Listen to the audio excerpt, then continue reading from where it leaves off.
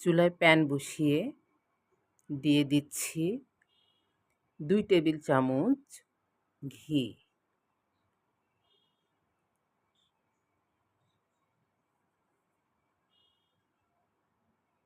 এখন দিয়ে দিব 2 টুকরা দারচিনি, 4টা এলাচ।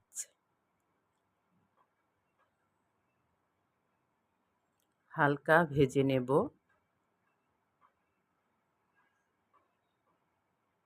দিয়ে দিচ্ছি গ্রেট করে রাখা গাজর।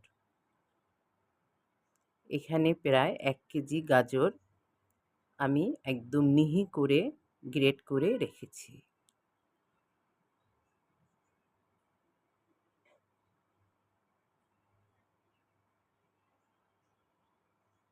ঘিয়ের সাথে ভালোভাবে মিশিয়ে নিতে হবে।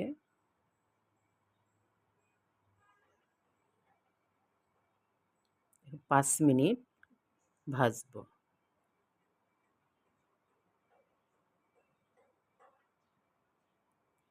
5 মিনিট ভাজা হলে দিয়ে দিচ্ছি 1/2 কাপ চিনি। গাজর এমনিতেই মিষ্টি থাকে, তাই বেশি চিনি দরকার নেই। আমি এখানে 1 কেজি গাজরের জন্য 1/2 কাপ চিনি ব্যবহার করেছি। চিনিটা গলে যাওয়া পর্যন্ত অনবরত নাড়তে হবে। খেয়াল রাখতে হবে তলায় ধরে না যায়।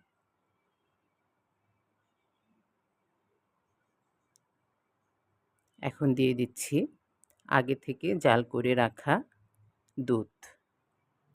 আমি এখানে 2 কাপ দুধ দিচ্ছি। 4 কাপ দুধ আমি জাল করে 2 কাপ করে রেখেছি। এখন ভালোভাবে মিক্সড করে গাজরের সাথে 5 মিনিটের জন্য ঢেকে রাখবো।